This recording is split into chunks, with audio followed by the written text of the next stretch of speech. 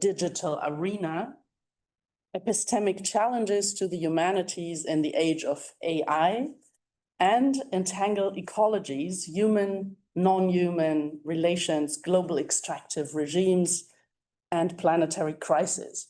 And actually tonight's session is the first session of this mini-series on entangled ecologies. And what will happen today is the launch of this book, as you also saw, edited by Daniela and Thomas Turnbull, Energy's History toward a global canon. And what I will do, my role is small, but I will introduce now the four speakers, the two authors, the two editors, and the two, let's say, commentators who will engage in discussion with the two after they give a short intro into the book. And then we will open for further discussion and question and answer. So excuse me if I have to read a little bit, because I couldn't memorize it all. Right. But so I'm going to introduce you, right? Is that okay now? Yeah. All right. So next to me is Daniela. She is a historical sociologist based at the Global and European Studies Institute at Leipzig University. Her research explores the history of the energy economy in a global perspective, the conflicts around the decarbonization of the electric grid, and the theory and practice of Soviet energy planning. Her work has been published by outlets such as Contemporary European History, Historical Materialism at Stanford University Press, and actually her book, Working Nature, Steam Power and the Making of the Global Energy Economy, is forthcoming with Verso Books. She is currently a junior professor for global dynamics of resource use and distribution at the Global and European Studies Institute here at the university. Thomas Turnbull, who is sitting next to her, and I got to know all of them tonight, so I'm just pretending. So Thomas Turnbull is a historical geographer at the Max Planck Institute for the History of Science Department on Knowledge Systems and Collective Life. I don't know it either. It's not very good. So in Berlin, and he completed his PhD at the University of Oxford School of Geography and the Environment in 2017. And before Oxford, he worked in energy policy in London. Thomas has held visiting roles at Leuphana University's Institute for Media Cultures of Computer Simulation, at Maastricht University's Faculty of Arts and Social Sciences, at KTH Stockholm Center of Excellence for Anthropocene History, as well as teaching at the University of Oxford, University College London, and St. Gallen University. I'm very impressed. So welcome. Yeah. Then I go on, actually I have Benjamin Steininger first. He's a cultural theorist and historian of technology, based at the Cluster of Excellence Unifying Systems in Catalysis at TU Berlin, and at the MPI of Geoanthropology at Jena. He wrote his dissertation on catalysis as a key concept of the 20th century and directed a participatory research project on 100 years of oil and gas in the Vienna Basin, Austria. And his main research topics are the role of industrial catalysis and fossil resources in modernity and Anthropocene. In 2016, together with Alexander Klose, who is actually sitting next to him, he founded the research collective Beauty of Oil, which looks at complexities and contradictions of petro-modernity. 2020, they published the book Erdöl, ein Atlas der Petromoderne, translated into Russian, into English in 2021 and 2024. And they had an exhibition, Oil, Beauty and Horror in the Petrol Age, at the Kunstmuseum Wolfsburg. So Alexander, finally, he has worked as a cultural theorist and curatorial researcher on a range of topics touching the foundations of modernity, from technologically accelerated traffic to infrastructures, from demography and statistics to rationalization and optimization, from containered logistics to Anthropocene thinking and petromodernity. His latest exhibition, Planetary Peasants, at Kunstmuseum Moritzburg Halle, was dedicated to the legacy of the German Peasants' War, 500 years of globalization, colonialism, capitalism, and the resistance against it. Since summer 2024, he has headed a research team on the transformation of chemistry at the Just Transition Center of Martin Luther University in Halle. So I hope I said everything right. And with that, I would really like to pass on to the two of you to introduce your book and then open the discussion after, I don't know, 10 minutes each, right? Okay. Shall I begin? Yeah, the way we organize it is I think we have two short inputs and then we'll have a short discussion among ourselves and then we'll open it up. Sure. Thanks for coming, everyone. The book is there. The book is available at all good bookshops. Some bad bookshops, I'm sure, too. But yeah, I would just try and introduce it. And in introducing it, I want to kind of give some sense of what energy history is. And so part of our orientation towards this is this growing idea that there's a kind of spectre haunting the historical imagination, and that's climate change. So one of the first COP meetings, was held in Berlin in 1995. The young 41-year-old Angela Merkel was the chair of the meeting. There were 118 countries in presence. It was at the Berlin International Congress Center in the West End of Berlin. And there, for the first time, was this idea that historical emissions, the past emissions of fossil fuels, was something that was politically relevant. So the historic emissions of fossil fuels, every steam engine, every internal combustion engine that had been fired since the Industrial Revolution had now taken on a presence and an agency in the present. So climate change did this strange thing to history where it kind of folded the past and the present and the future together. And these COP meetings, they're quite banal now. They're kind of meeting in Azerbaijan and there's oil companies there. But at the start, there was this weird conflation of historical time. And I think that's part of the reason why historians got interested in energy. And energy history essentially takes that kind of constrained future and revises our understanding of historic events in light of that constrained future. So Daniela and I met through, I think, my PhD supervisor, Andrew Barry, who we discussed earlier, and became friends and shared an interest in energy history, both completed our PhDs. And in this period, energy history as a kind of subfield was formalizing. The Energy History Journal was founded in 2018. We completed our PhDs and we sort of got a sense that as we were in that finishing period and Corona started and all these kind of things, that the field was growing, but there was still a kind of Anglo-centric monocausal history of energy that kind of dated the Industrial Revolution, this great caesura in the planet's energetic trajectory, to the very humble site of tin mines in Cornwall that were inundated with rainwater, and coal-fired engines were used to pump the water out of those mines in order to gain access to the tin.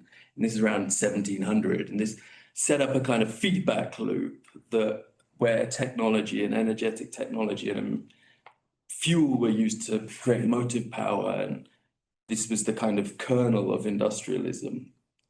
And you had companies like the Bolton and Watt Company, who patented the first rotary steam engine in 1746 as the kind of great heroes of industrialism, but now the great villains of the kind of growing emergence of the history of climate change.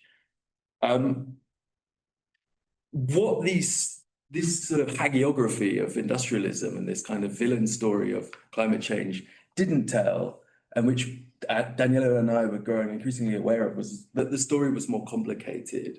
And one of the sources that we picked up on was a Trinidadian historian called Eric Williams, who wrote a book called Capitalism and Slavery while he was a student at Oxford in the late 1930s. And in that book, he points out that the company, the Bolton and Watt company that invented the steam engine, the initial financing for that came from West Indian sugar plantations. And one of the first big clients for the rotary steam engine were Jamaican sugar plantation owners, where the engines were used to crush cane. And I don't know how much people know about the cane harvesting process, but people would work for sort of 18 hours a day in this extremely long shifts where the cane was cut and harvested quickly and boiled, and the sugar taken out, separated from the liquid. So it was this they were like factories, and it was a very industrial process for which steam engines were perfectly suited. So there was this much more kind of diverse, cosmopolitan, global, and perhaps problematic history of energy emerging. And we thought, okay, we knew some authors that were working on disparate topics that would contribute to a kind of more global, more cosmopolitan, and more interesting, to be honest, history of energy. And that's where the kind of impetus to write this book came from. Part of that was that we thought not only was this more cosmopolitan energy history more interesting than this kind of Anglo-centric story of energy history, we also thought it might provide some kind of practical utility. So if you look at recent Conference of the Party meetings, like the 2022 meeting, you have the Indian delegation under Narendra Modi saying, we're not going to stop burning coal because historically our colonial oppressor, Britain, burned coal and imposed dominion over our country. And now we have the right to develop as we would like and to burn coal as we would like. And the kind of hypocrisy of overdeveloped countries telling historically underdeveloped countries that they can't burn fossil fuels is symptomatic of this kind of Anglo-centric monocausal energy history. So the book itself is kind of takes on this idea of this colonial energy-driven process wherein Western European nations, through steamships, through rail, aided the development of empire through the combustion of coal. But it also argues that this history is a bit more complicated. And so these chapters, these 12 chapters you see here, are kind of grouped into three broad thematic areas. They're developmental energies. And that's the idea that colonized subjects soon came to realize that the sort of potential of fossil fuels, of energy using technologies to pursue their own paths of development. So the book contains three kind of developmental histories focused around the use of energy. One of them, the first chapter, is devoted to the use of sugar to create ethanol in Brazil. So Brazil in the early 20th century was one of the most expansive experiments in the deployment of renewable energy that has ever been attempted historically. And that was because sugar ethanol was used to power automobiles. So automobility in Brazil was powered by sugar mixed with petroleum. So it was a kind of complex hybrid. Then you had the development of a kind of Japanese attempt to develop coal-fired modernity on the same pattern as Britain had, so imitative of Britain's industrialism, but in a manner that was designed to be to surpass British industrialism through scientific management, and that's covered in Victor Xiao's chapter. And then in chapter 3, we have this story of Chinese coal-powered industrialism, China's rise to coal-powered hegemony, which was again driven through the use of European geological surveys and the development of a kind of approach to industrialism that realized the sheer quantity of coal within China. The second batch of chapters concerns emancipatory energies. That's the idea that energy is not just a kind of tool of the colonial oppressor, it's also a means by which former colonized nations or nations that seek to kind of develop in their own trajectory can seize energy as a means of production that will allow them to develop their own path. So Liz Chatterjee's chapter describes a Dalit physicist, the lowest caste in the Indian caste system, who developed a plan for India's modernization based primarily on hydroelectricity, but also humble technologies like burning dung and nuclear power. So it's a kind of alternative path to development. Or Daniela's chapter on Gleb Krishnakovsky developed this idea of a kind of communist utopianism, a kind of communal utopianism through the centralized production of electricity and through a kind of planned electrical infrastructure, which Krishnakovsky hoped would actually eventually devolve down into this kind of atomic communalism, a kind of utopian vision of how electrified socialism could kind of lead to a more progressive form of community. And then the third chapter in that section talks about Juan Pablo Perez Alfonso, who was a Venezuelan oil minister and the quote-unquote father of OPEC.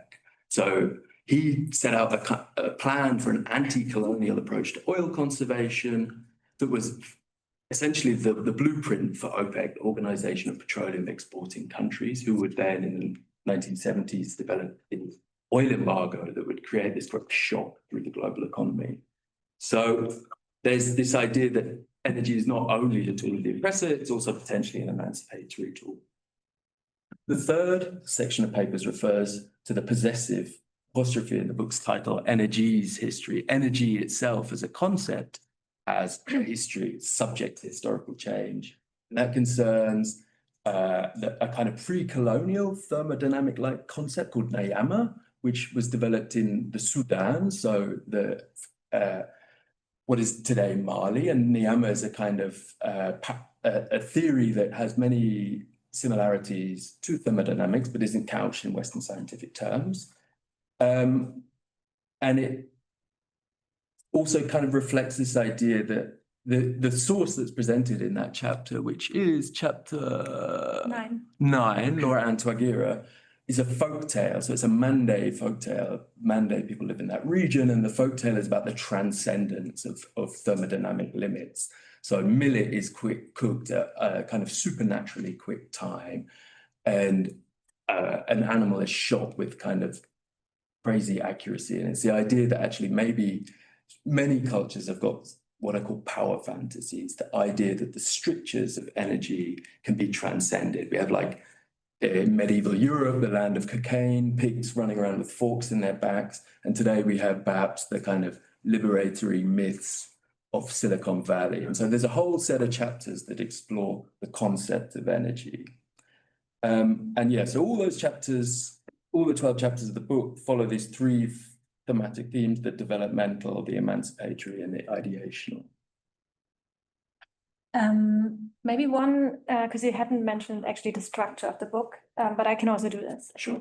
So maybe most of you have already understood that the idea here is that it is a collection of primary sources that are accompanied by essays of people who actually work on that region and who've encountered that source. I already You said yeah. So who encountered that source in their research on it. So most people have actually also written books about somehow related works. So there's it also allows you to, because we actually translated some of the sources, so it also allows you to access sources that usually you wouldn't have been able to access because they are in Chinese or the Japanese. That maybe as a background. We also thought that we would later maybe talk again more about the canon, right? What it means and whether there can be something like the global canon. But for now, I would just start with the idea that we did call this together with the publisher toward a global canon. And it does, I think, speak or echo global history's principle of multi-perspectivity in the sense that we really try to make other sources important sources for energy history. And what it does is it tries to complicate the meaning of the globalization of energetic thought ideas, but also the meaning of energy. This is all what Tom already mentioned. However, I think in the context here, where we do speak to people who actually do global studies or global history, what I wanted to do with my little input is to try to give an, outline a way in which it might also be useful for global historians who have actually an idea about not only that the global is multi-perspective, but who have a theory about how globalization happens, which we don't actually put so much, have so much in the book. So what I'll be doing in the next 10 minutes is to interpret the book's contributions from the perspective of the Leipzig School. And this is really exciting for me because I'm actually not, I've not been trained in the Leipzig School and I've only got to learn about it over the last 3 years. Yeah, I mean, let me know if this works for you in the end. And it's also just this would be a beginning of how you could use those papers. We can all go back to the beautiful pictures. So one thing that Tom and I came across when we wrote the conclusion is that somehow we asked people to present a source, an energy historical source that they find relevant and interesting and would write an essay about. And then for some reason, the sources did cluster around certain moments in time. So we do have many sources in the 20s and 30s, and we do have many sources in the 70s and 80s, I would say. So those kind of moments are somehow, you could make the hypothesis that something happens here globally that makes people in many different places speak about energy. So I'll only go into the first moment, the 1920s and 1930s, and ask what the more general condition here was that sparked this energetic thought, this wave of energetic thought. The late 19th century high imperialism made living conditions over the world highly uneven. We know this, but this also shows in data of energy use. There's one paper that actually calculates energy inequality globally, and it shows that it is the highest right before the First World War in 1913. And many of the contributions that we have in our book somehow express this experience of an energetic backwardness. I'm thinking, for instance, of Shellon's it's even in the title, being left behind in the dust, where even the dust is kind of the coal dust that's coming from somewhere else. Or in Victor Seo's chapter on Japan, he says a common word was the have-not country for Japan. So this kind of experience of we can't really compete with the West on the battlefield of the First World War in these kind of energy machines was an important background to many of the sources of the 20s and 30s. Under this condition, engineers and government officials in China, Japan, India, the Soviet Union can be seen as subaltern moderns, I would say, as Fernando Coronil puts it. And they relate themselves to metropolitan knowledge. So they read it, sometimes they are trained there, but they also interpret this knowledge on energy and how energy could be socially organized in different ways. And I want to show this in two short, with a couple of sources where you can draw these relations or connections. One of the traveling engineers we meet in the book is in Victor Seo's chapter on Japan, Yoshimura Manji. Yoshimura is a Japanese mining engineer who traveled to the US and to Europe. And I think Victor never said actually where exactly he traveled. So we probably don't know, but we do know that he got from this travel an interest into conservationist thought, and particularly in Stanley Cheven's coal question. So the primary source that was then been translated in our book is called The Fuel Question. So this is already a play with the title of Cheven's original work, The Coal Question. Now, the coal question was written, Tom knows much more than I do about it, in the 1860s in Britain, and it was about how efficiency did actually not stop the growth of coal use. So how there might be in a scarcity of coal at some point, despite the engines becoming ever more efficient. After Yoshimura's return to Japan, he founded the Fuel Society and the Fuel Research Club. And again, those kind of institutions were after the war really typical. So there were similar institutions in many countries at that point in time. And here he published journals, published his own articles on why the Japanese public should have a higher interest in where actually the fuels come from and how they are used. So the fuel question, according to him, was that Japan's modernization required fuels that it did not have. It had no domestic oil and no suitable domestic coals, especially for steel making. And his solution was to conserve coal in many different ways, starting with the way in which it was mined, treated, but also how it was processed, and to really sort and organize it in ways that it was efficiently used, plus even developing a synthetic fuel industry. So again, very much also related to developments in Germany and some other countries at the time. So Yoshimura was clearly using knowledge that he encountered somewhere else and adapting it to his the problems Japan had. But he still believed that the future was coal. However, there was also another, I would say, I don't know, hydroelectric developmentalist thought forming at the time.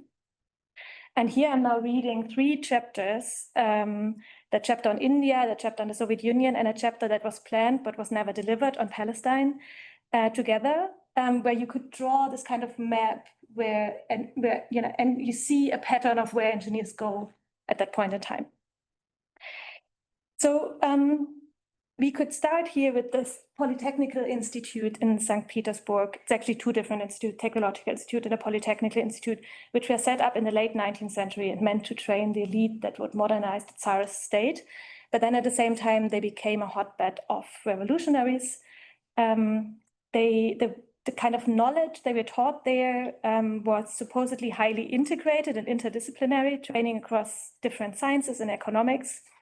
And we see that many of the later Russian electricity commission's engineers were trained in St. Petersburg.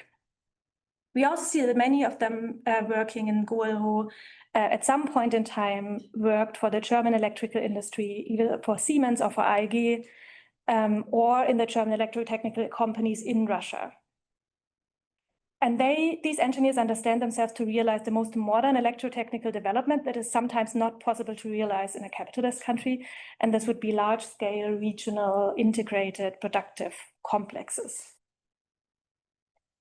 At the very same place, the Polytechnical Institute was also trained Pinchas Gutenberg, who became a member of the Social Revolutionary Party in Russia and who took part in the 1905 revolution. He then fled to Palestine and returned to Russia in 1917 to work for the Kerensky government and fight the Bolsheviks. After the October Revolution, he was jailed and then left Russia for good. He befriended Vladimir Khabuchinsky, the leader of the right-wing Zionist front, and from then on put his mind really on developing the economic basis for a Zionist project. So he conducted economic geographical surveys of Palestine and was granted a concession by the British to supply electricity and built a hydroelectric plant on the Jordan River. And Frederick Meithen, who wrote a book on the electrification of Palestine, has worked on this deeply. He argues that this scheme, the way in which it integrated the river and the industrial system of this emerging state, was really still influenced by his training at the Polytechnic Institute in Moscow. Lastly, there's a final engineer that I want to trace a little. His name is Meghnad Saha. He's an Indian physicist of low caste origin who trains in Calcutta, in Berlin and in London after the First World War. He studies in Berlin at the lab of Walter Nernst. I don't know whether you know him. He's a Nobel laureate in physics, and he studies in the very lab that develops the poison gas for the war. And he's only accepted there because usually they wouldn't accept somehow Britain-related scientists, but he's accepted as an Indian because the last blow to the British Empire would come from India. So back in Calcutta, Saha began to write about India's energetic development. This is also what Tom introduced a little. And just like Gutenberg and the Soviet engineers, Saha was less drawn to Britain's coal-fired coal fuel development and saw the future more in hydroelectricity and large integrated systems. And as Elizabeth Chatterjee, who is the author of this chapter, writes, he admired the Soviet electrification plan and also met, this is where there's also a link to Moscow, he meets in 1945 with Gleb Krzyzanowski, who's the head of who used to be the head of the Russian Electrification Commission. And that's really, when you see the kinds of knowledge that is formulated there, it's very similar, because just like Soviet scholars in the Socialist Academy of Science, Zaha also comes up with an energetic index of development, where the higher the energy use per capita, the more civilized or the more developed a country is. Okay, there's one more way that I thought that Leipzig somehow makes me think about this chapter, and this is you could also think about whether there's the spatial implications in those different energy development projects. So one based on coal, one more based on electricity. You could argue that a focus on coal and oil, which are unequally distributed over the globe, might point towards an imperial project. And indeed, in one of those articles published in the Fuel Science Journal, it was argued that actually, because this is actually all resources are the ownership of humanity. So no single country that happens to be there has actually the right to mine them, but they should be. Well, Japan has the right to all oil globally, just like any other country. And then a focus on electricity suggests maybe more intensive and complementary use of territory's resources, which is a different kind of spatial logic. But of course, this is not to say that any of those two are more socially, acceptable or unproblematic, because the blueprint of large-scale hydroelectric plants and regional grids also comes with the question which electricity users will be connected first and served primarily. And this would be Jewish settlements and industry in the case of Palestine, and industrial districts in the Soviet Union. And there's always some people remaining in these spaces between the power lines. Yeah. That's my... Thank you very much. I think thank you, and then we would open up maybe the internal debate first before probably you also have some questions or comments, but I don't know how you want to start. Yeah. Okay.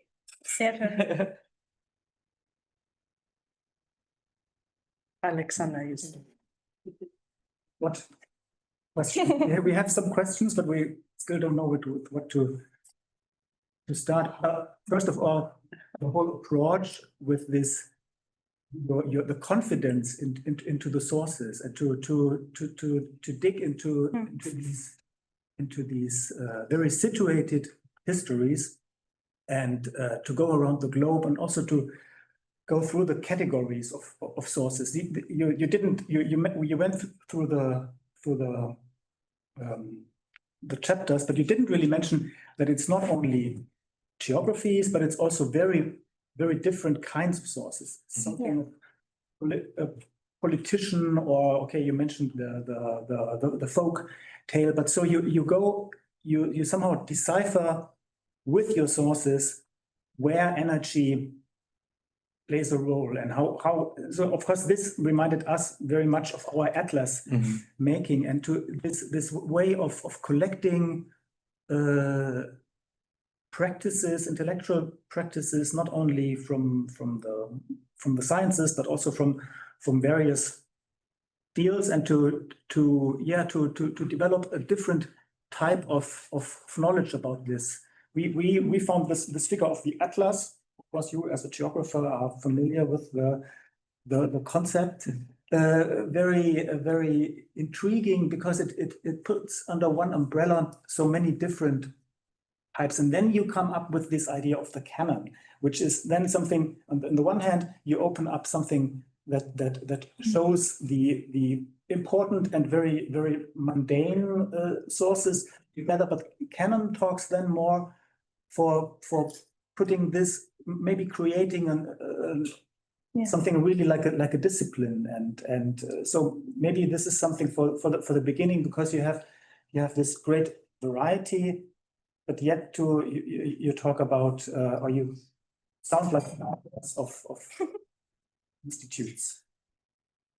Shall I go? Yeah. Yeah. So yeah, the canon thing actually, to my mind, comes from geography. So we had in human geography in the Anglophone world, which I was previously part of, we had the canon debate in geography, and could geographers really have a canon when so many geographers are kind of environmentally determinist or racist, 19th century geographers, hopefully not 21st century geographers. And, you know, what is the value in having a canon that reproduces often imperialistic ideas or race science-based ideas? So there was this whole debate in the 2010s at my university where I was studying about, well, you know, actually the concept of a canon doesn't need to be something static. A canon can just be a kind of starting point for debate and people contesting what is in that canon and what is the point in even having a canon, which is exactly what we're doing. But you're right to point out this is also a moment of disciplinary institutionalization or formalization. People are teaching energy history courses now, and there's centers, there's masters and PhD programs in that.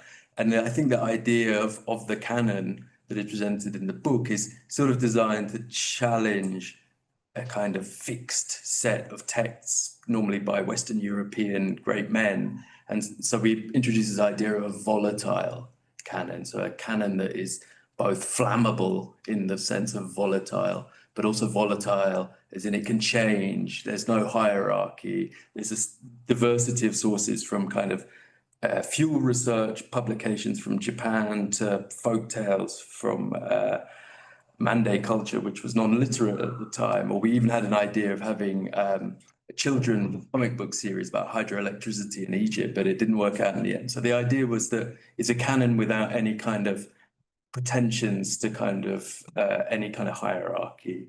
And it's exactly those kind of discussions, you know, is there any point in having a canon? Surely a canon is a kind of outdated concept that we were trying to provoke as a kind of moment of reflection during this process of disciplinary formalization. But it's fun because everyone does pick up on the term canon as a kind of stake. It's a flag planting exercise, but it's a flag planting exercise where the thing that we're planting the flag into is supposed to pop and explode. Yeah, it reads more like a toolbox. Yeah. It's really like, this is, let's say, your toolbox, and then people should go out and find their, so this is more like, yeah, putting explosive material somewhere and then see it grow. And I mean, it very much reads like an invitation to dig into your own sources and into other countries. So it's really something like a evolving project, not only volatile, but also growing and evolving. Yeah. Can you say something about the atlas? Because it's not a map, an atlas, right? What is it? What's the kind of metaphorical field around an atlas? The inspiration or the intuition that made us decide to call our working on an atlas actually came from at least two different directions. One was an atlas, of course, is a collection of maps, not just one map, but a collection of maps. And if you imagine the practices of mapping that developed during the last, let's say, 80 years or something, starting with in the arts, and then in all, you know, very subjective practices and situationist practices and whatever. So you could imagine that very different kinds of maps actually are collected in an atlas and still somehow together produce something like a wholeness. Yeah. You know, not completed, but somehow whole. And the other inspiration came from art history and from Abi Warburg, because all our chapters, and that hasn't been the case only with this book, but with books before that, and also with the fact that we were also working on an exhibition, of course, and that in a way the book was all the outtakes from the exhibition that started as a cultural, theoretical project as well as an artistic curatorial project, and then suddenly turned into an artistic project and an only art project, so to say. So we had all this research and all this stuff, and that all centered around situations or things that are somehow, in most cases, are depicted in an image. So it also started with an image, and Abi Warburg's proposal how you can produce a certain kind of history that is not only art history, but somehow a history of material and semiotic culture or something, of course, is that you can bring very different things, backgrounds on one table, so to say, on two dimensions by the collection of very similar. I mean, we have more pictures. You have these written sources, but the confidence into that in the source is more. It stands for itself, and it's really something entangled in all these contexts. This is quite similar, and I think that's why also you invited us. Yes, and we discussed the atlas for some years as well. I think we know each other basically, and have communicated it. But yeah, it is that idea that there's some kind. It's a sort of collage exercise, and by bringing these things together, we didn't ask the authors for these texts. We just left it open, and they provided the text, and then the kind of task is then. But we asked for a text. So Yeah. I think this would be my why I think the metaphor of an atlas is not actually perfect, because we don't have the material is not that different, and it's all text. There's almost no pictures. And it's also not meant to guide, no? Even if an atlas, if it's not one map, it is a collection of maps that help you, I don't know, orient yourself or something. I'm not sure whether this is not so much the case with these Warburg and art atlases. It's not only maps, but you're right. Of course, pictures are different than written sources, but the way how you go around the globe and how you decipher the multiplicity also of in historical layers, and very often in layers that are already, let's say, sunken twice into other sediments. I mean, the Japanese chapter is from the 20s, and then this is not in the essay, but then we know that then came the military regime with the Second World War, with the conquest of oil of Indonesia, and then the nuclear bomb, and then this Wirtschaftswunder of Japan, where just buying oil also worked very fine for the Japanese. So but you have your source has the confidence that this particular history tells something. You don't need to tell everything, but you dig into this particular situation. And this is very similar with our sources, I think. Yeah. I would like to continue with a question that is also and still somehow regarding the construction of the whole thing. When we started our work, our collective work on understanding petromodernities, it became quite clear at the beginning that we find it important to make this kind of cultural comparison. And I mean, more or less exactly the same impulse that you were talking about, that it doesn't make sense to only reproduce the Anglo-American, especially American version of petromodernity as being the petromodernity that every other culture and nation followed, and it's still following, but that it must make sense to track and report about different ways or into petromodernity, and maybe also out of it again, in order to actually find out how they differ and how it is, the picture is much more complex. And beginning, for example, with the fact that most American, Canadian researchers that have been kind of founding this new research field are mainly interested in extraction situations, and then maybe some consumption things, but they are not interested at all in the whole middle sphere of how the oil or the coal or whatever is actually transformed into something else and what role this plays. And but I wanted to go in another direction, and so I already mentioned it, well, hinted towards it with the question of modernity versus modernities. And of course, the same thing occurred to me in regard to, it's a bit comparable to the canon question, to history and histories, because, like kind of almost naturally, I would have first, would have called it, well, it's a collection of different energy histories from different parts of the world and also different ways of telling a story. So it's histories. And the same thing is about energy, because one of the realizations that we also had quite early, and there's a beautiful book by Karen Pincus, US-American social humanities, energy humanities, so to say, before the world existed, researcher who wrote a whole book on the important distinction between the term energy and the concept energy and the concept of fuel.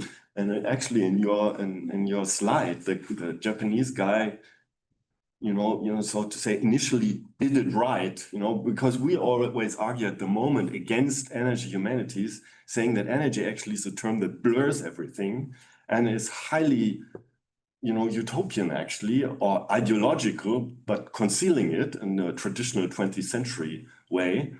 And it's much more precise actually to talk about material on the one hand and fuel on the other hand. And I was wondering, because obviously these questions somehow underlie many of the articles, and especially the sources. So I was wondering how you discussed this and how you would, what kind of conclusion you came up with and why you called it history and why you use energy.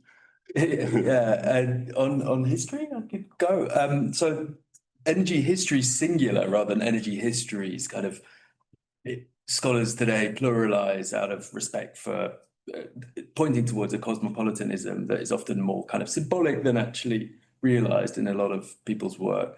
But the singular in this case, I think, refers to energy history as a kind of nascent discipline of inquiry. So it's the singular discipline of energy history, which contains, hopefully, as the book sort of pastes together, manifold energy histories. So energy history as a discipline contains or should extend outwards to address multiple energy histories, but we wouldn't call the discipline energy histories, we'd call it energy history. And then it's got this possessive, which refers again to the of course, the concept of energy, which again, I agree, it's a strange concept, it's a sort of mid-19th century Western European scientific concept.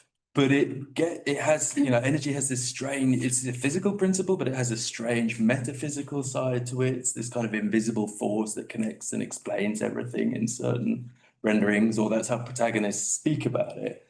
And I think it's that kind of way in which energy is a collective noun. So you can talk about falling water as energy, split atoms, dung, whatever. You can group all these things together. And there's that great connector and idea about the ability to conserve one thing to convert one thing into another form. I think that's the kind of expansive concept that I think is useful to think with, because whether we want to talk about things in the specific or in the general, the concept of energy allows us to make these comparisons between, say, falling water and the production of electricity. And I think that kind of transubstantive power, water into wine, is what's quite interesting about it. I mean, I think the contributions all make this difference, because it's sometimes even their main point, right? Coal has a certain form, and this is why we don't want it. We want electricity. Of course, some of the electricity will be dependent on coal, but again, they do make arguments about different forms in which resources are available. But to do this, you even have to have a concept of energy where this is substitutable, right? So I think this is the way we use it, or the sources use it. I don't think there's many occasions where the authors or we say energy rather than, like, if it's important to say what specifically meant. But I do think you can actually, if your question goes towards the form, or in what kind of concrete form is energy given, I think this could be a question that could actually be answered through those, or the kind of the questions around it come up in the contributions. I'm not sure if it is more about whether we also make then already a selection or make certain things visible or invisible. I'm not so sure, because I do think we have this link to, we are interested in energies that are somehow linked to the climate condition. So this already sets, we're not, we don't have much, I mean, we probably wouldn't have, I don't know, but like older works that is really more about in general how nature is able to change. I think those things come up, but they always are already related to, for instance, a chapter by Twagira. She links it, her argument is that this comes up again because there are different forms of energy converters available, right? Even this, where you have the old Nyama concept, is something that is linked to the history of energy converters and nature working and so on. So I think our kind of perspective was that it's always somehow linked to the history of fossil fuels and of energy use also in industry. Even like, and for James, for the one text that is really about spiritual cognitive energy, again, this text also starts with, well, we usually think of energy in this way, but this is how, it's always in the sense of negating the other or saying we cannot think it differently. It's always related to this energetic modernity. Not sure that that's significant. Not sure if, you have another question. Yeah. Well, with the energy comes also this very utopian idea into the world. I mean, just this convertibility and the transferability is already a very big thing. You can talk, really, physicists can talk with one concept about lightning and a piece of bread, or as Wilhelm Ostwald has put it, you can so you can talk about the efficiency of a bike and a prince with one concept. And so this has this very utopian idea. And also what you have in the book, you have a different type of utopia as well, because many of your sources talk not about present, but how this concept of energy and a certain convertibility and will open up other futures. So you talk not about energy's history, but you talk about energy futures histories in a way. And of course now, since we are now in a situation where our global energy futures are as open as always, but maybe a little bit more open, it's a little bit melancholic to see how many of these historic dreams really broke apart very quickly. And so this is, it's something like a collection of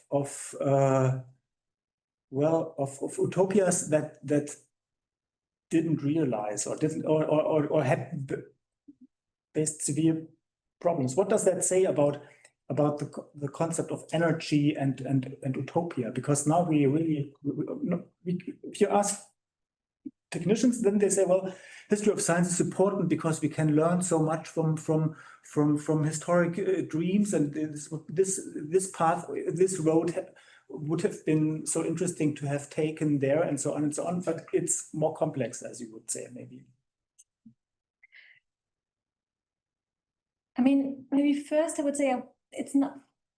What's the measure according to which it fails? Because if you like the renewable energy project, for instance, there's still a large biofuels industry, and then you have projects like the one I described where those engineers were just taken from power and they could not realize what they wanted to do. So this is clearly a failure. But then they formulated an idea of a fully electrified economy. We might get there, and then they're, just socialism will pop up. This is so. Yes, yeah, okay, no, in that sense, yes, it was a failure, but then it's a failure of socialism. This is what I mean. I think we would have to, on what terms did they fail, or what would make you consider them a failure? Disagree on this one. Yes. the sugar idea. So yeah. It's I think it's so when you read it now, you think, well, didn't just those old sugar sugar farmers try to convince some politicians to get easy workers for their huge haciendas and just to ruin the Amazon completely. So it's an utopia from. And I mean, interestingly, we have almost the same discussions in Prussia in the 80s, where potato farmers like princes and noblemen from East Albia tried to sell their potatoes into also ethanol for fueling Prussian cars. So it's you have these aristocrats on the countryside. They see, well, modernity is here. We only have potatoes or sugar. Let's fuel modernity. This is so. And now we are sitting here with these huge ecological and problems. You can tell it as a success or as a failure story. Yeah, I mean, I think I would like this Octavia Butler quote that one person's utopia is invariably another person's hell. And I think that very much applies to all these kind of energy developmental histories, because the idea is that, if only Japan, China, whoever, Brazil can develop along these fossil fueled or sugar fueled developmental trajectories, then everyone's going to have this kind of resource rich and consumerist lifestyle. But that it's clearly evident that not everyone can have that now. And actually, weirdly, in thinking about this again, I went back to Bruno Latour's book, We Have Never Been Modern. And in there, he has this very kind of ominous statement, which I think was written in the mid-90s, about how actually the age of environmental crisis would remind the multitudes, by which I think it means non-Europeans, that the modernity was limited. And so the multitudes would come rushing into Western Europe, realizing that they'd been kind of cheated, that Western Europe's and North America's heaven or utopia had become their hell. And I think that this kind of scarcity of the provisions of utopia is what is the kind of superstructure which I think I agree with you kind of overshadows these developmental myths of this book. I think before we open up, Alexander, as you said that you disagree, maybe you want to also point out your position before we open up, and you can ask questions. Fill it up and come back to it. It's really short. I mean, I think there's one like a Gretchen question going as a red thread through many of the texts, and that's whether it's a social or it's a technological question. Yeah. Your source is brought up, and her name's Nada. Yeah. Clearly says, an anthropologist, it's not merely mainly a technological question, but a social question. And so you could always counter that, yeah, okay, but of course, this is how history works on. And of course, the powerful, those in power, trying to use these, these possibilities. And then the question is whether this also enables some kind of social revolution or not, which was, of course, the socialist utopia. And for now, we can say, well, it never really did, but who knows? I wanted to say one small thing about energy and utopia. I think that the whole notion of a utopia that comes from energy is an idea of physicists and not of chemists. And we are both in the chemistry business, you know. And I think of physicists and engineers. And I think that a chemical utopia would really look different and would resemble much more this kind of multitude, diffracted, whatever, history and geography that you are aiming at. Because energy is clearly a completely ideological concept of physicists that has been used again and again. Whereas nothing like that exists in chemistry. You always have to start with maybe a group, but that's it. A group, you know, that's it. You never can come up with one leading principle for everything. It just doesn't work like that. It's always this kind of entanglement. And this is at least the thing that I'm very interested in at the moment, trying to find out utopia that starts from the knowledge of chemistry, meaning of all materials, so to say, and materialities, how that could look like. Yeah. Perfect. Thank you very much for this debate. And of course, you are invited still to participate, but as you have now listened for quite a while, I don't know, no, but I think it was super interesting. I mean, I felt like really, I want to have this book and know about your atlas and everything. No, but so is there anyone who would like to come in here with comments or questions? Probably didn't read the book yet, I guess, I don't know. It's on all the Yes. pirate websites. Yeah. Is it open access? Illegally, yes. Illegally. Okay, so there's one here and I will just look around and take note of your. Well, thank you so much for your talk. I did have a question. In the introduction, you mentioned the concept of emancipatory energies in the context of, I think, as you mentioned, fossil fuel production in a post-colonial context and this kind of rejection of Western hypocrisy. And I'm wondering if, I mean, probably I should just read the book, but I'm wondering if you could talk a little bit more about how you kind of define or understand this term, because when you said it in the introduction, it sort of made me kind of think about, yeah, it kind of raises the question for me, you know, what does liberation look like? And within these national contexts, who is benefiting from the fossil fuel production or these modes of energy production? Where are these facilities located? Do local communities have consent or any level of control? Who's kind of suffering the brunt of the environmental damage? And how is this maybe tied in with these legacies of colonial violence and dispossession? And would these choices be choices that were being made if we were not still in a global economic order that is still, you know, very much a direct continuity, still, you know, the same kind of colonial global economic order, essentially. So I'm wondering if you could maybe talk a little bit more about how you kind of understand or chose to use that term in this context. Yeah. I would say, Tom, I don't know, I hope you understand, but I would say the difference is the way we thought about it is whether the idea is in those visions that more people would benefit from it and that it would depart from what colonial states had done to that country or where supposedly saying. So this would, for instance, be Magna Zaha clearly says British colonialism has made this country energy poor. And so he formulates it directly as an emancipation from colonialism. Very similar for the socialist paper. So this is more, you know, in the sense in which Fernando Coronel says subaltern modernists, where he says also they are subaltern to the West. So if this comes up in a way in which it also changes and makes energy more accessible, then I would say we count it under emancipation.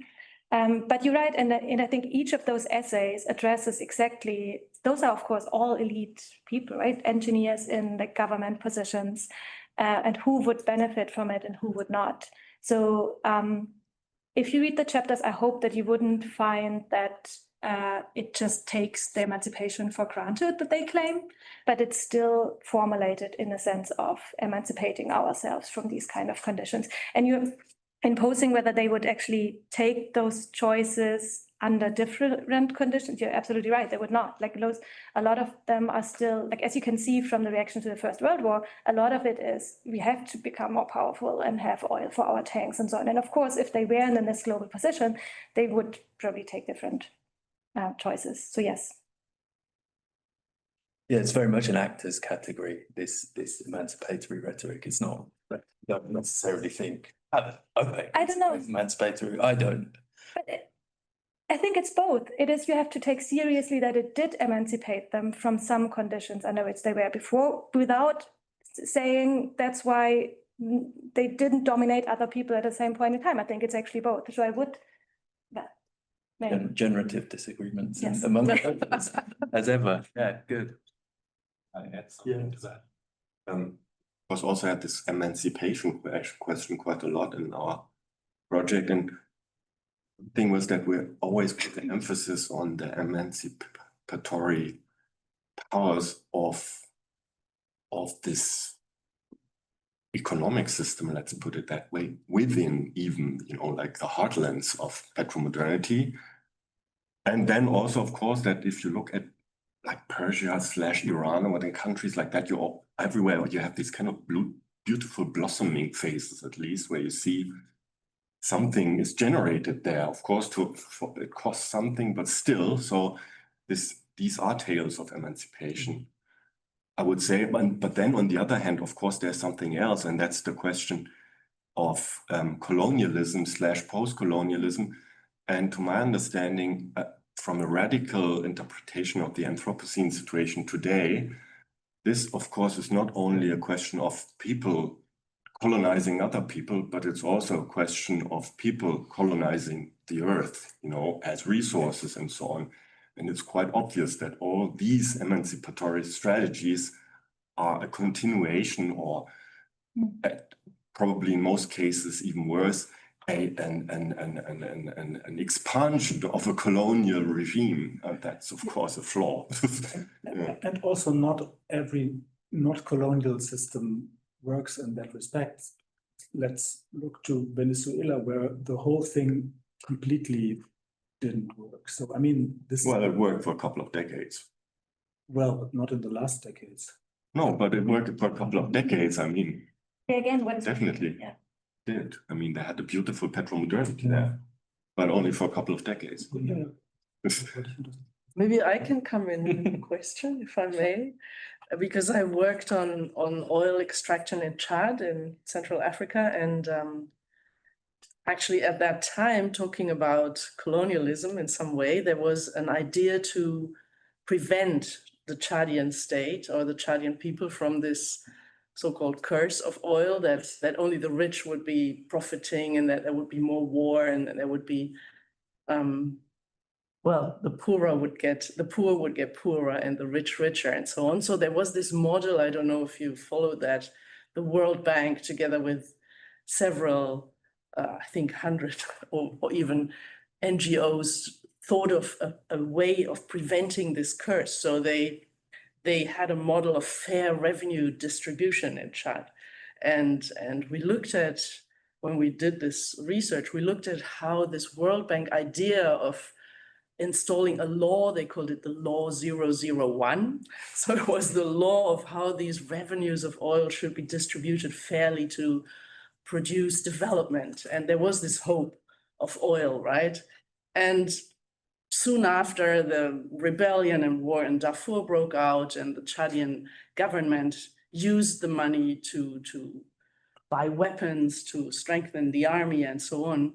So we kind of looked at, well, this whole development, but also at the idea of a model that traveled. And I thought in your presentation, you had these travelers, and these travelers who are really quite connected and brought ideas from one place to another, where in our way of thinking, we called it the traveling models approach, that there is some kind of rationale that a model has in a certain circumstance. And then when it travels to another place, it just doesn't work in the same way, right? So when the World Bank thought of a law, the law in Chad had another meaning kind of, and another circumstance. So I would like to hear more about these travels and how ideas kind of really influence other places. That kind of seems a little bit also almost coincidental that you found with your material, as with the Abi Warburg Atlas thing, right? That brings out things that are seemingly unconnected, but then they suddenly are. So I thought that was quite fascinating. I could say something about electric grids. I don't know if you want to get about efficiency. Yeah, or conservation. Go ahead. Yeah, no, totally. I think that one of the kind of models that travels and appears in a few of these chapters is this idea of a kind of scientific management of energy extraction, and the kind of based around the notion of conservation, so we can conserve a certain amount of energy resources by extracting them more efficiently. Or what Texas did in the late 19th century. Texas was the kind of greatest oil producing region at that time, was the idea that you'd ration the production of petroleum. So you'd limit the rate at which you produce petroleum. It's called pro-rationing, and it was a policy that was adopted by the US government in the 20th century. And then when OPEC forms in the 60s, the Organization of Petroleum Exporting Countries, which is predominantly global south countries, they just adopt that same policy. They say, and it's in the chapter about Venezuela here, they say, yeah, we are just wanting to conserve the developmental potential of our oil too, so we're going to ration the production. And when Western nations hear about this, they say this is the Arab oil weapon, this is an energy crisis, this is, you know, the whole thing gets totally racialized, gets totally weaponized. It's literally the same policy that the US had been using since the late 19th century. Yeah. And so it's interesting how exactly the kind of reception of the adoption of certain models of policy is radically transformed by whoever chooses to do it. Since you also asked about whether they break down in a different context or whether they don't work, I think you can see for the there's a paradigm of electric development in the early 20th century that would say centralize electricity production and then supply it to industrial household consumer, and they have to be matched in a certain kind of way that you have a perfect utilization of your power plant and of the grid. And this is something that is develops in Germany and Britain and the US, but already needs a lot of demand actually to work. So if you like the one chapter which didn't make it in the book in the end, but in the chapter on Palestine, it's clear that they built these big dams, but they actually have to create demand even harder than in Germany and in the US. They have to. There's not yet a big industry that it would actually need so much electricity for most of the time. So this is where you see at least financially the model no longer working. Technically it still works, but it supposes a certain kind of already existing electricity demand. So. But it makes also the strength of this type of very geographically and historically rooted sources and discussions to see what can travel and what can't travel. So I mean, it's a little bit also pointless to compare this Tennessee Valley project to a very small river in India. This, of course, this won't work at this small river, and it doesn't work to. There are some success stories where a very good working state like Norway or Austria can profit. It's Norway, right? No, from domestic oil, but you need to be very lucky to be in that position, and so this, but this is, I think, this is exactly where this type of globalized canon idea comes in, that some recipes here won't work anywhere else, and because of this type of historicity, where you don't have eternal laws from energetics. But I think it's also, and still, it's again this scratching question, you know, I mean, the oil curse, if the talk about the oil curse, of course, repeats this kind of determinism, you know, and looking at it like that, then it becomes absurd immediately. Like, I told you, look at all those countries, they had to fail, but because of the oil, come on, no, because of the technology, no, come on, it has to do something with the economical system, of course, global politics and so on. With, you know, these things are so to say responsible, and then in the cases of Norway and Austria, where the oil curse somehow didn't strike. That's of course because they are relatively small social democratic countries with strong institutions and so on. People. and somehow out of the wind of global economics and wherever. And they are white, probably that's also a reason. They are from Europe, I don't know. I mean, there are a couple of reasons, and they are all not really connected. But they are not a rent economy. They are not dependent on that money, right? The question is why they don't become it. Yeah. You know? Okay, yeah. Because they don't start out differently, and they were an extraction country before, you know, like the lived of fishery and whatever, the Norwegians, I mean. And then still they managed to somehow. But this is also again in this Japanese case. So maybe they see their way into modernity at one model, and of course this was not the model. So but a different path was possible, and so this is also the history Revealed.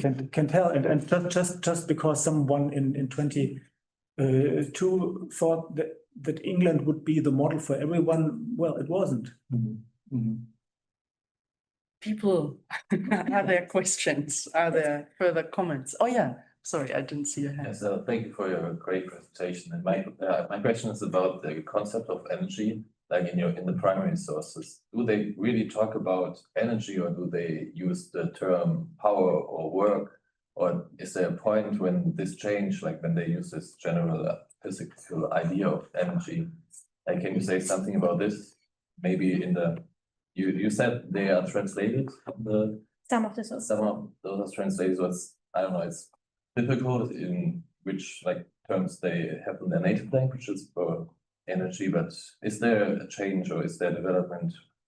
I mean, as I said, I think most sources are not about energy, except for the last part, which is about energy, the history of the energy concept. So they're, except for the Nyama bit, the sources themselves also speak about energy, but those are also sources from the 1970s and 80s. And this is, I don't know, at least in my research, it seems that the time when really everyone speaks about energy and everything else subsumed in it is the 70s and the 80s. And then there's some, it depends really on the languages.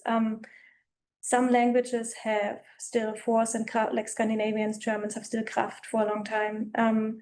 Then I think the Romanic languages, tell me if I'm wrong, but I think they use energy really early on.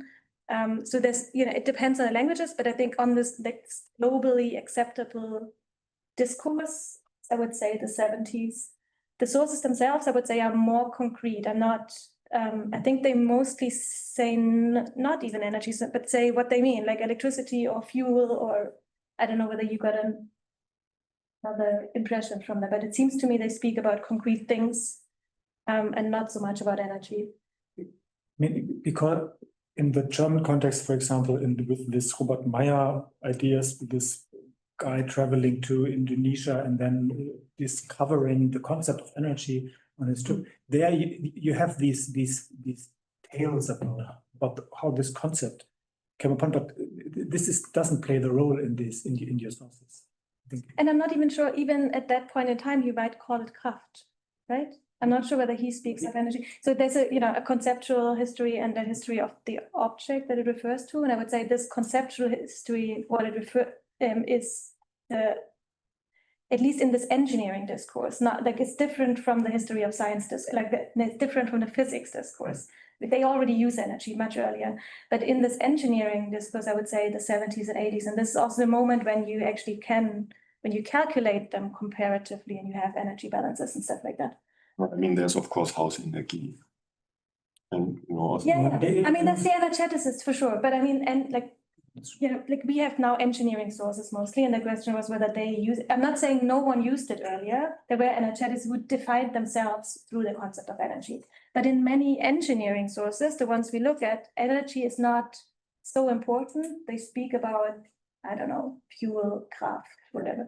It's definitely a concept easily to misuse. I mean, an energy company is in the rarest case really an energy company. It's a fuel company. Of course, it's a means of deception nowadays. Of course, I think it's very interesting that as a common denominator in this very utopian sense, that's of course electricity, socialism with this famous slogan and so on. And it's interesting because, I mean, in a way, this is also already something that blurs boundaries and whatever and produces this kind of all-encompassing image of all-encompassing.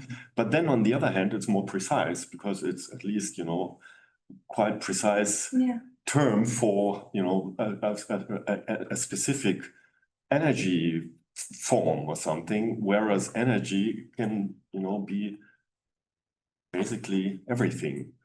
And that, and I think it would be interesting to track this story of energeticism or whatever.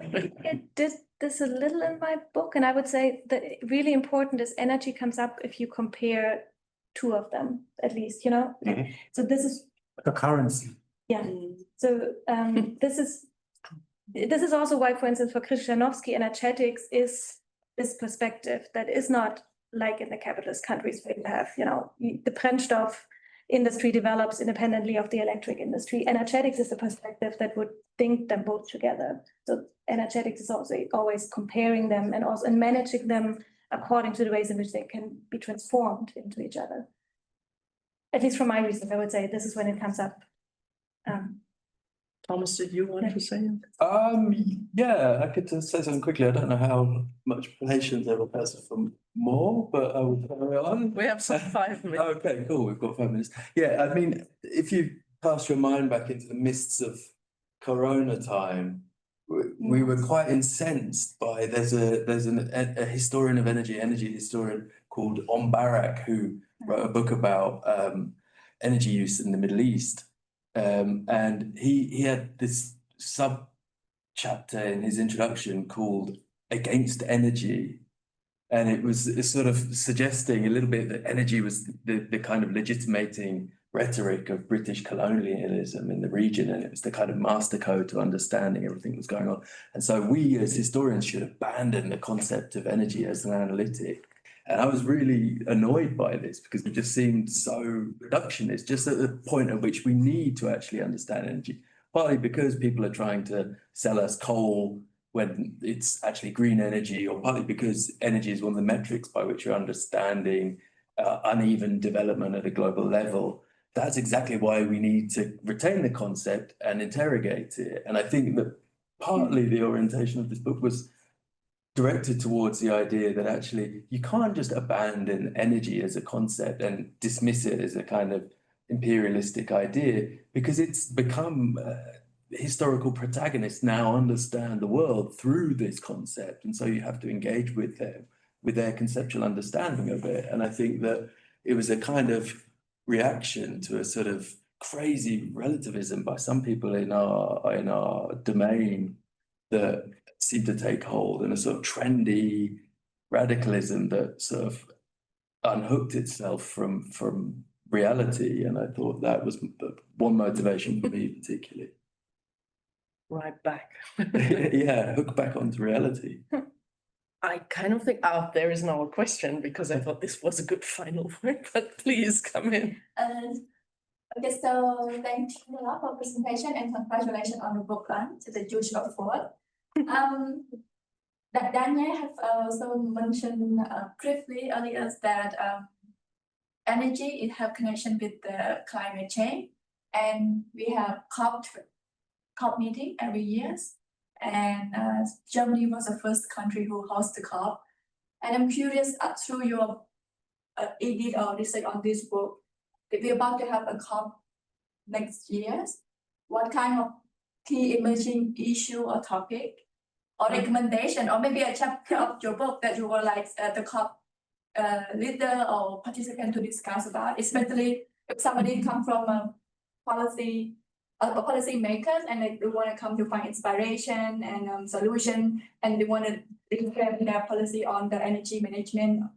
So what is your recommendation, or what is your insight on that? Easy question. Easy brief. I mean, brief I would answer. easily choose my chapter that I would send them, but I would send them Laura and Bakira's Nyama Okay. chapter. Why? Well, because, it has such a different concept of energy, and as you mentioned, in few chapters, they don't talk much about what this energy is for, except for development, of course. But you know, concretely, like what, and she does. Like in that tale, it's a lot about what human beings experience. Like it's a normal hunting and cooking day, and it directly relates to how people experience their body. So I think what I really like is that it's an energetic language that is not totally separated from the human body, but also not in a way in which it's just quantifying the body, but I feel like it's a story about the body that still connects it to nature. That's what I really like. It is the favorite. It's my favorite chapter in general. Don't make the COP people then wonder who is the slowest. Yeah, I mean, I think the overarching message to COP would be like, there's no one size fits all solution, and this kind of idea that overdeveloped countries can team up with low-lying island states and impose a planetary solution to climate change is absurd. And the most recent COPs have all seemed to take place in sort of petro states like what was it, Kuwait, Egypt, Azerbaijan. I don't know where it is going to be next, but it's, you know, the whole thing's become a little bit absurd. You have pavilions sponsored by Lamborghini and things like this. I think like I'd be happy if they read a book, full stop. And if they read this book, hopefully it gives them some sense that actually perhaps they're being a little bit hubristic and arrogant in thinking they have the answers.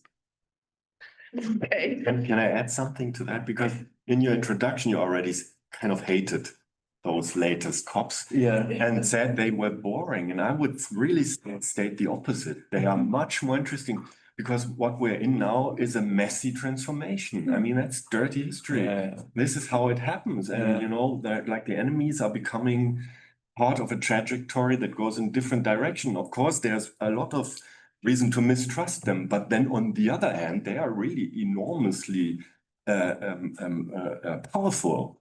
And it could be that they are actually directed in this course, and that's interesting. So in this respect, I actually find the last source, you know, the one that was at least the most challenging and interesting for me by this neoliberal guy, Simon, because he was, in many aspects, he was totally right. Yeah.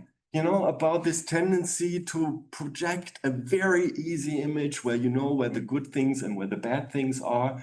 And it's just not like that. And this was also an easy way for Trumpian guys to win, you know, to have this kind of self-confident and I don't know how you call that, but, you know, like not really questioning their own position. Green ecology, politics, people always making reinterpretations of the same story of something like a natural failure of this system. And obviously it's not like that.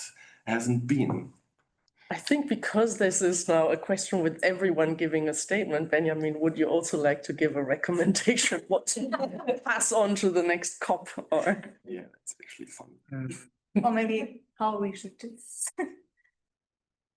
No, I have no specific, no message to them. Read the book.